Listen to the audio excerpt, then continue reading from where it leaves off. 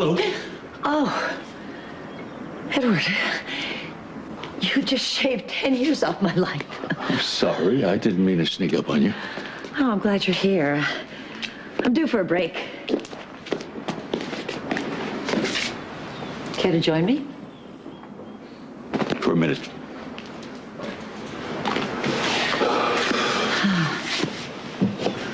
Air feels good, doesn't it?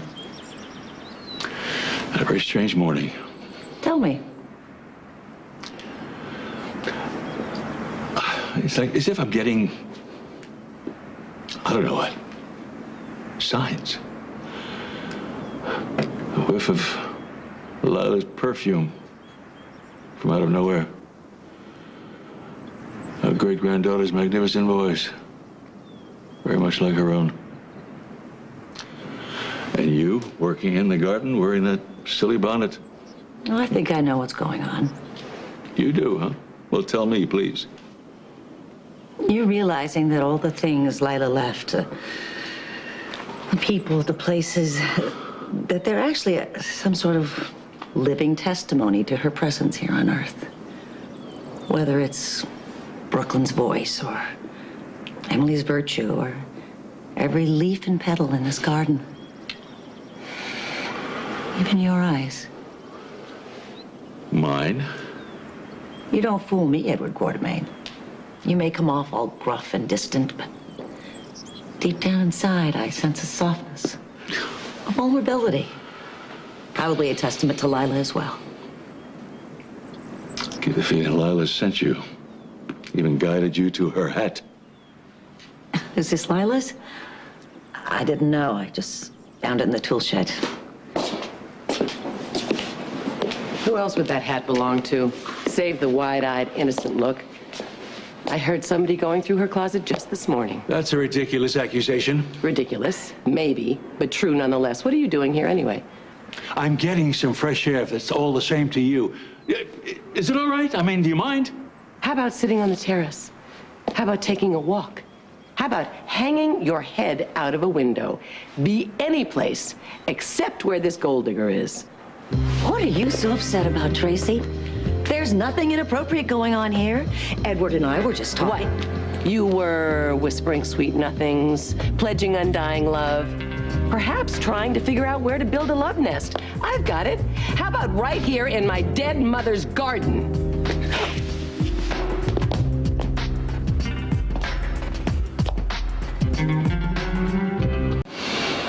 I'm sorry. I don't know what came over me. Apologize to me. I'm the one you hit. You don't have to. She deserved it. Oh, you fool. Why do you feel it's necessary to hurl insane accusations and ridiculous innuendo when you haven't got the slightest clue as to what might be going on? What I have is a really good pair of eyes, and they work. And instead of defending this harpy, you should be kicking her off the property for attacking me. It's not going to happen. What is your reason for being here? Well, if you can tear yourself away, the rest of the family is meeting in the den for the reading of my dead mother's will. It is that time already. If you'll excuse me, I've got to go. I understand.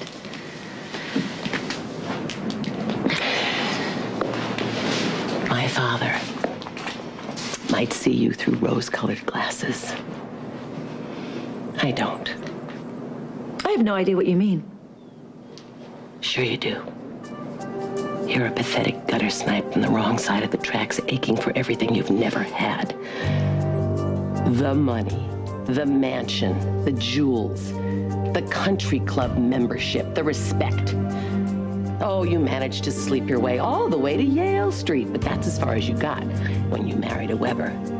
Now there's my daddy, filthy rich, newly widowed, lonely, grieving, vulnerable to the likes of you. You plan to take him for everything he's got. What if you're exactly right? You're admitting to being a fortune hunter? Where's a tape recorder when you need one?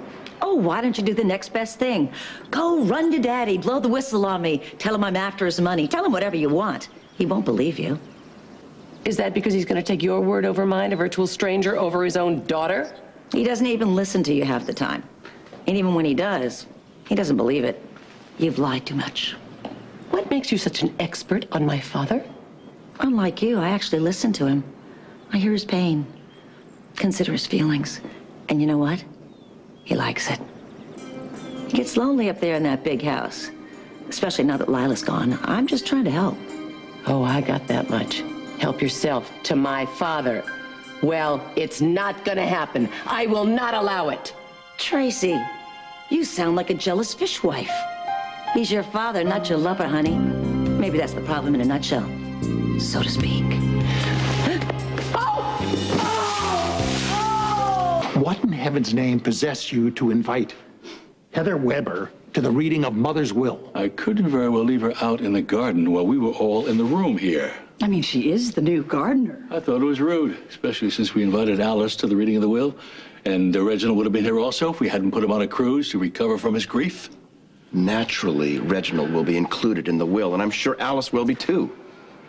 I'm not about to ask Heather to leave now, and neither will any one of you. So just drop it. I can't imagine this taking very long. I mean, it's pretty routine, right? You'll get community property, and the rest of Grandmother's estate will be divided equally among us. Excuse me, but when was Lila ever routine? I agree with Monica. There's no telling what kind of mischief Lila was up to.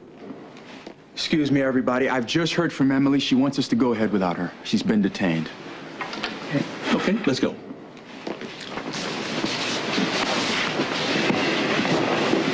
Is everybody here? Of course. My mother. Did you leave Tracy out in the garden?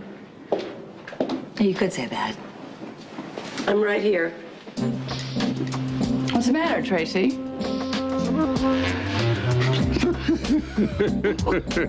Did you catch yourself shaving?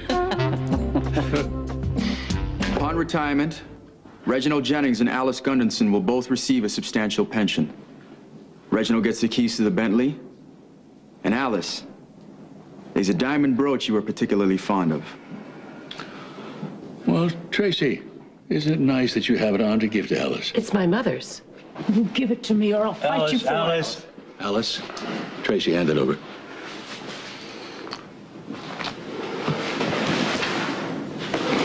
Darn. Thank you, sir. Can we just get on with this? What did my mother leave to her actual family members? Now, Tracy. All the community property goes to Edward. Lila set up a challenge. Her personal fortune will go to the family member who exhibits only virtue, not one vice, for a period of 30 days. What? Well, that's absurd. It was Lila's feeling that a month was a long enough period for one of you to prove through action that you're truly worthy of a fortune. It's ridiculous. How is it possibly going to work? Who's in a position to judge? Yeah, who's qualified to judge Who could it us? possibly in this? All covered in the will, okay? You're probably wondering how this is going to work. Who could possibly be in a position to judge? That's not for you to know right now, but I assure you a judge has been put in place. He or she could be in this room with you right now, or it could be someone outside the family ranks. Either way, you will never guess his or her identity. You will be notified in the event of your elimination. With any luck, one of you will prove worthy at the end of the month. Good luck, my darlings.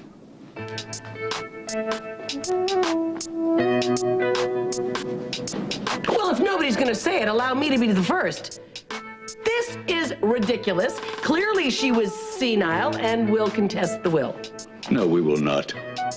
She set up a fine challenge for some of you. I think we know who the first person might be to fall by the wayside. That will is a joke. You may not like it, Tracy, but it's going to hold up in court. So what happens to Grandmother's estate when all of us fail the challenge? Which is a distinct possibility. Try inevitability. Excuse me, can I say something? No. Of course you can. Well, shouldn't you all be a little more cautious? I mean, if this judge is watching your every move, well, so far, the only traits you've displayed have been greed, jealousy, spite. She has a point. Lila must have set all this up for a reason. She wasn't a frivolous woman. I will not be lectured to on the virtues and motives of my own mother by a parasitic gardener. I'd watch it if I were you, Tracy. That gardener may just be a judge.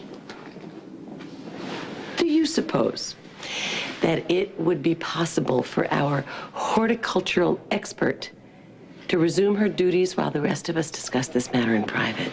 No problem. Excuse me. I'll tell you what, none of us has a snowball's chance in hell of winning this, whatever it is. Emily's got a lock. Will you accept my apology? For what? Tracy, the family. They're incredibly rude, even on their best days. Your family doesn't bother me. I'm glad. I wouldn't want you to be chased away. Kind of like having you around.